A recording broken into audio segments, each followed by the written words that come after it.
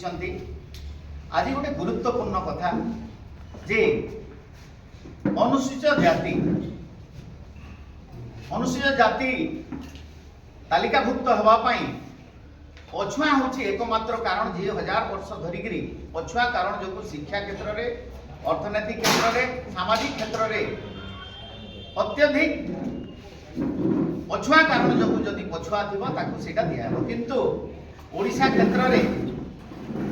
गोटे वर्ग से माने होचंती ओबीसी वर्ग राड़ी नियारी केउट कैवर्त समस्ते ओबीसी लिस्ट रे रखा हिची केवल केउट कैवर्त चंचकता करी आमर अनुसूचित जाति तालिकाभुक्त होइछंती आ ता भितरु डॉक्टर मुकेश महालिंग वर्तमान जड़े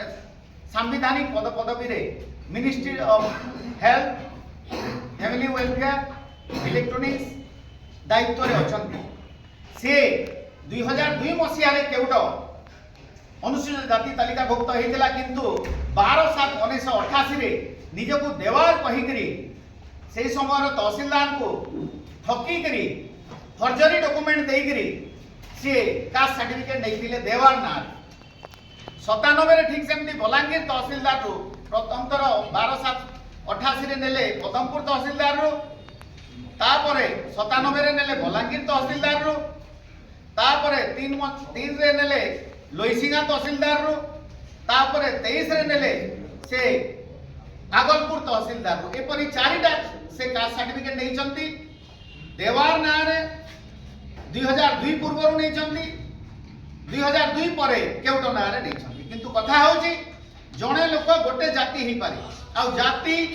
जन्म अनुसार सीए जदि देवार रो पुओ ताहले देवार सर्टिफिकेट कंटिन्यू करिवे कथा से 2002 पूर्व देवार हेले देवार 2002 परे केउट हेले तो कथा होची आपणकर Kasturi Sahu versus state of Odisha 2005 रो मान्यवर ओडिशा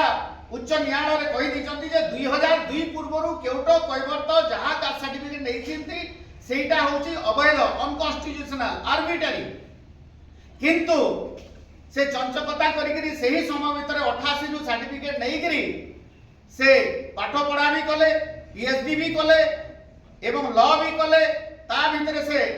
सरकारी चाकरी भी कले तो एटा आपनकर सुप्रीम कोर्ट रो मिलिंद केस रे नित्यानंद केस रे कृपा सिंधु केस रे माधुरी पाटिल केस रे चंद्रभान केस रे आ होनालिलु केस रे एवं वर्तमान रिसेंटली डॉक्टर आंबेडकर विचार मंच बिहार पाटना सुप्रीम कोर्ट रे कहि दिचंती जे कोनोसी जाति लिस्ट रो बाहर जदि थिबो आ से जदि कास्ट सर्टिफिकेट नबो किबा कोनोसी प्रकार ठकी करी नेबो ता ना रे दृढ़ कार्यानुष्ठान क्रिमिनल एक्शन हबो एवं तार सबु जे जहां प्राप्य नहीं थिबो गवर्नमेंट पावना सबु ताकू जब्त करा हबो सेही हिसाब रे मु बदमपुर थाना रे केस करथिली प्रदमपुर थाना तांकर पावर देखेला केस रजू कलेनी मु एसपी पाखरे अपील रे गली एसपी मध्ये किछि कलेनी हाईकोर्ट गली हाईकोर्ट कहले तुम लोकल कोर्ट रे करो लोकल कोर्ट रे से कन्विक्ट हेले आ तांको ना रे क्रिमिनल एक्शन रजू करबा पई जतबेले निर्देश देले से चंचकता करिगिरी हाईकोर्ट रे 482 सीआरपीसी अनुसार सेटा क्लास करबा पई आसीचंती एवं सुप्रीम कोर्ट रो प्रदीप शर्मानी वर्सेस यूपी रो डिसीजन अनुसार मान्यवर उच्च न्यायालय मते मोर पक्ष रखिबा के कहिचंती आ आसंता ए जो फेब्रुआरी 17 रे अछि मोर एठी जे हमर गोटे आशंका रहउछि जे एठी मध्य मोर न्यायालय ऊपर संपूर्ण भरोसा अछि ओडिशा न्यायालय मते निहाती सुरक्षा देबो किंतु वर्तमान रो एडवोकेट जनरल अछंती गवर्नमेंट एडवोकेट अछंती एमिति हेई पारे जे सप्रेशन ऑफ फैक्ट हेई पारे एवं से माने एई जो पददार ताको दुरुपयोग करछंती सेथिरे ताको सुरक्षा मिली पारे तेनु करी मु मोहन सरकार ऊपर दाबी करूछि जे एई 85 लाख लोक आपन को अनुसूचित जाति लोक आपन को सपोर्ट कली बोली कि आज आपन मुख्यमंत्री हेचंती आपन जने आदिवासी संप्रदाय आसुचंती रिजर्वेशन रु आसुचंती आपण अनुसूचित जाति अनुसूचित जनजाति भाई भाई आपण आमको सुरक्षा दियंतु आमे कहूछु जे एई फेब्रुआरी 17 पूर्व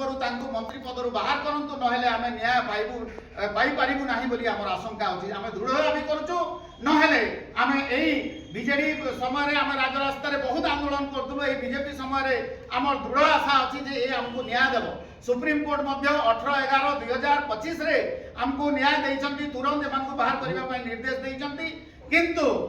ओडिशा सरकार तांको घंटा घोड़ौचंती आमर फेब्रुआरी 17 पूर्व यही सरकार जदि